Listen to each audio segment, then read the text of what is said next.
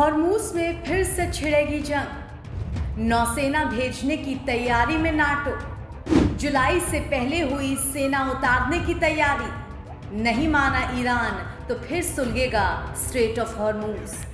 America और Iran के बीच छिड़ी जंग अब पूरी दुनिया का सिरदर्द बन चुकी है। कच्चे तेल की कीमतों में आग लगी हुई है और पेट्रोल, डीजल, एलपीजी के लिए हाहाकार मचा हुआ है। इस युद्ध की कीमत वो देश चुका रहे हैं जो तेल और गैस के लिए ईरान या स्ट्रेट ऑफ हॉर्मूज वाले रास्ते पर निर्भर थे। पिछले 2.5 महीने से छिड़ी इस जंग का असर इतना भयानक होता जा रहा है कि 2.5 साल में भी उसकी भरपाई नहीं हो पाएगी। अमेरिका और ईरान के बीच चल रहा ये तनाव ऐसे मोड़ पर आकर फंस गया है कि युद्ध ना तो पूरी तरीके से चल ही पा रहा है और ना ही खत्म हो रहा है।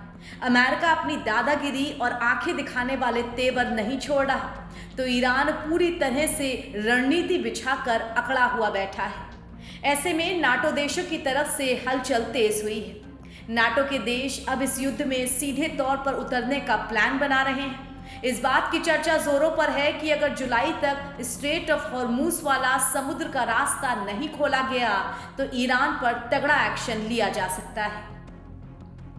इस साल की शुरुआत ही दुनिया के लिए बुरी खबर के साथ हुई थी। जनवरी से ही युद्ध के बादल मंडराने लगे थे और 28 फरवरी को अमेरिका इजराइल ने मिलकर ईरान पर हमला कर दिया था।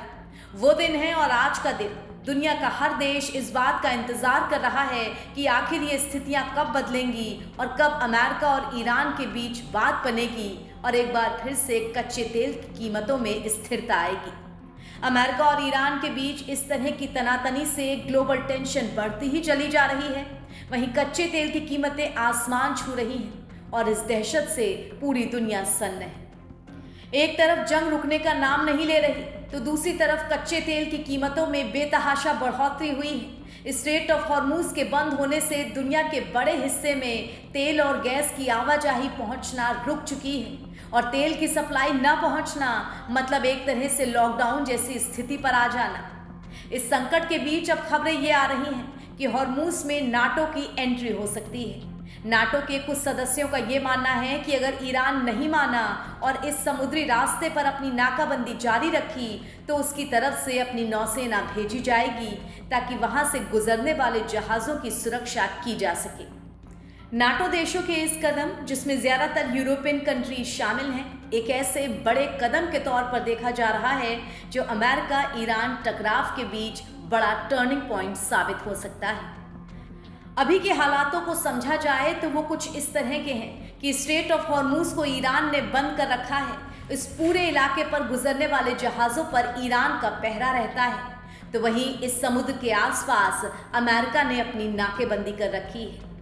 नाटो सैन्य गठबंधन के एक सीनियर अधिकारी के अनुसार नाटो देशों के इस तरह के कदम वाले प्रस्ताव को कई सदस्य देशों का समर्थन मिल भी चुका है, मगर अब भी कई अन्य देश ऐसे हैं जिनकी सहमति बाकी है। तब कहा जा सकेगा कि सर्वसम्मति से ये कदम उठाया जा रहा है। इसके लिए नाटो देशों के नेता 7-8 जुलाई को तुर्की की राजधानी अंकारा में एक बड़ी बैठक करने वाले हैं, जहां इस पूरे मुद्दे पर बातचीत की जाएगी। नाटो के सीनियर अधिकारी ने प्रेस कॉन्फ्रेंस में कहा है कि पहले राजनीतिक दिशा तय होगी और उसके बाद योजना बनाई जाएगी। इस संभावना पर विचार चल रहा है। अगर नाटो ऐसा कदम उठाता है तो ये नाटो की अब तक की रणनीति में सबसे बड़ा बदलाव माना जाएगा। अभी तक नाटो के देश, वो तमाम देश जो अमेरिका के साथ खड़े होते थे, उन्होंने भी इस लड़ाई में अपना हस्तक्षेप करने से मना कर दिया था। और जब नाटो देशों का समर्थन अमेरिका को नहीं मिल पाया तो अमेरिका इस जंग में वो नहीं कर पाया जो वो करना चाह रहा था। स्ट्रेट ऑफ हॉर्मूज के बंद होने से वैश्विक अर्थव्यवस्था पर दबाव बढ़ता ही चला जा रहा है। इस मार्ग से दुनिया का लगभग 20% तेल और एलपीजी होकर गुजरता है। फरवरी के अंत में अमेरिका और ईरान के बीच ये लड़ाई शुरू हुई थी। अमेरिका ने पहले ईरान पर बमबारी की थी और इसी के बाद ईरान ने गुस्से में आकर इस रणनीतिक समुद्र मार्ग को बंद कर दिया था। इसके ठीक बाद असर ये हुआ कि ऊर्जा की कीमतों में भारी उछाल आ गया और कई देशों की इकोनॉमी हिल गई। हालांकि अभी ये साफ नहीं है कि नाटो देश कमर्शियल जहाज़ों का इस्तेमाल करेंगे या फिर अपनी नौसेना भेजेंगे। वो किस तरह से इस पूरे रास्ते से गुजरने वाले जहाज़ों को अपनी सुरक्षा प्रदान करेंगे ताकि ईरान की नौसेना उन पर हमला ना कर सके।